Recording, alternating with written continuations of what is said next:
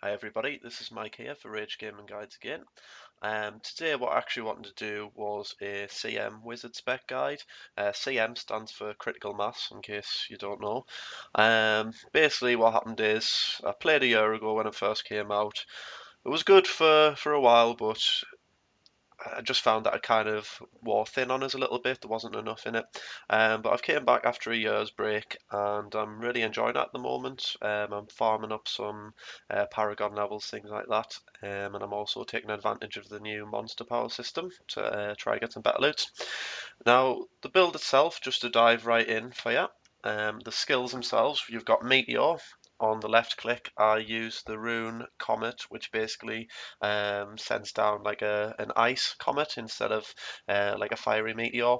Um, you can probably use some other variations of meteor, say for example, you can use meteor shower. That's where you get the 7 smaller meteors, so you've got quite a large area of effect, which is quite useful. But it's entirely preference. I wouldn't say there's a lot of difference in it.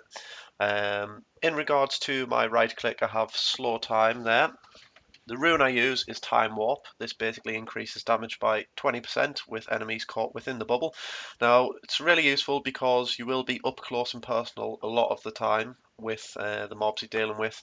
So most of the time you're going to be obviously within the bubble, which is useful.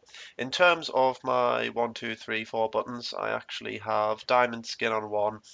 I use the Rune Endurance Skin. This basically increases the duration of Diamond Skin to 9 seconds. Now, you'll probably find that it's off cooldown a lot of the time due to critical mass, which I'll explain in a minute. But it is always nice to know, just in case you can't get it off, that it's going to last a little bit longer and it's going to mitigate a bit of damage for you. My second skill, I use Frost Nova. This basically reduces the cooldown of Frost Nova to 9 seconds. Again, same situation, you'll probably find that you're able to spam these abilities depending on your crit chance level. But yeah, again, it's nice to know that you have enemies stunned and frozen in place, so you're not taking damage basically. Thirdly, I have Explosive Blast with the chain reaction rune. Again, you might be able to vary this a little bit. I'm not too sure. Um, but yeah, this basically adds a little bit more DPS into your rotation. So what you want to be doing with this build is you'll want to be spamming your left click, which is your meteor, spamming slow time when it comes down basically, and your 1, 2, 3. You're going to be you want to be spamming those abilities as well within your rotation. So it's very simple. You might get repetitive strain injury. I should warn you. Playing this build, you might get a sore wrist if you're not used to these kinds of things. Um, Fourth skill, last but not least, of course, is energy armor. Again, if you want a little bit more DPS, you might want to go for the lightning variant of the shield spells. But basically, I find that I don't have the best gear at the moment, but it's entirely up to you. The reason why I've took this is because, as you can see, I use the rune Prismatic Armor. This basically increases all of my resistances by 25%, so that's quite a large boost. Adds a lot of mitigation in terms of the damage that you're taking, so yeah, very useful. Now, in terms of the passive skills, there is some variation, of course. Critical mass, you always need critical mass for this build, but between Blur and Cold Blooded is entirely up to you. If you think you can survive, feel free to drop Blur and you can go for more damage if you want. I have Cold Blooded, that's purely because I use the Comet Rune, which is a frost spell, so I get an extra 20% damage. And I also have Frost Nova, which you would probably be using even if you were using the Fire Meteor. In terms of the passive skills, critical mass, basically what it does is whenever you do a critical hit, you have a chance to reduce the cooldown of your spells by 1 second, and I don't think there's any diminishing returns on that. So as you can imagine, 1, 2, and 3 skills, you can spam them nearly all the time while you're dropping meteors on people's heads, which is pretty fun. Um, Blur, very simple, decreases melee damage taken by 20%. That's quite a big chunk. You'll probably not be getting hit so much because you'll have them frozen usually, but sometimes you might take some hefty swings here and there, so it's nice to have. Cold-blooded, entirely up to you. If you go for a fire variant of Meteor, you can take Conflagration. Um, Obviously, because I'm using frost spells, I use cold-blooded, as you can see there. Um, You can also use on your left click the energy twister spell. I would probably advise using Wicked Wind, um, as it basically stays in place, doing AoE damage. So again, that's quite useful. If you're going to take Wicked Wind, I would probably say you could go for Glass Cannon. Again, it's increasing damage, but you do lose some armor and resistances, so maybe you only consider that if you've got quite good gear.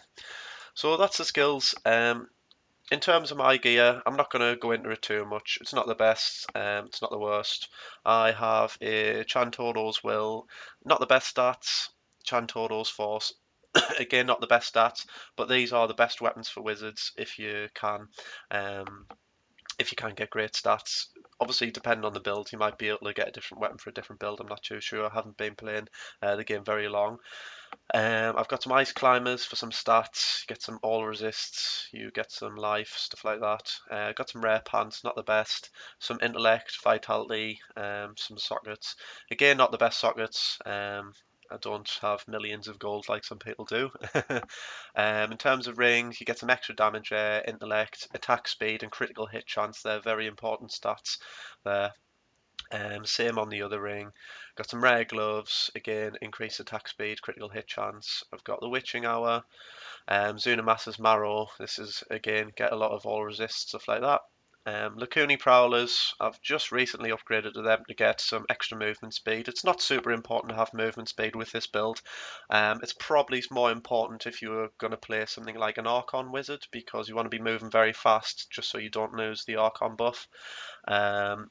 I've got this rare amulet here, again, attack speed, critical hit chance, intellect, vitality, some extra damage, things like that. I've got a Memento of Twilight. It's not a very good one, pretty cheap.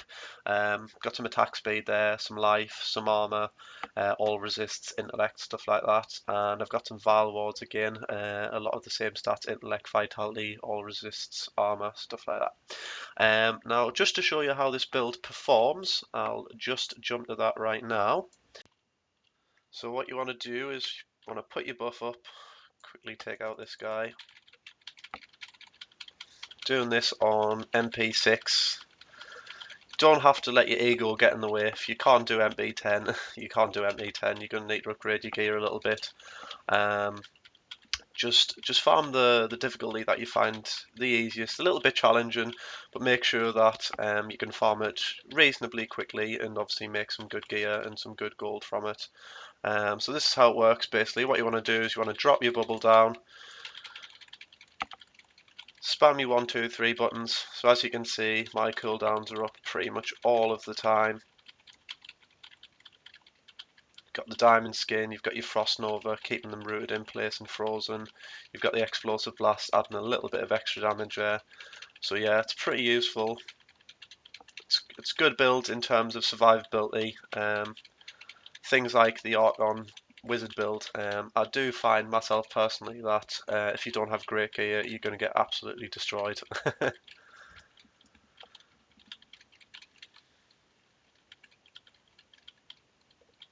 So yeah, take out a few more mobs here. As you can see, not taking too much damage. The enemies are pretty much permanently frozen. They do get the odd hit in every so often, but it's nothing you can't deal with, and nothing you can't just heal up against.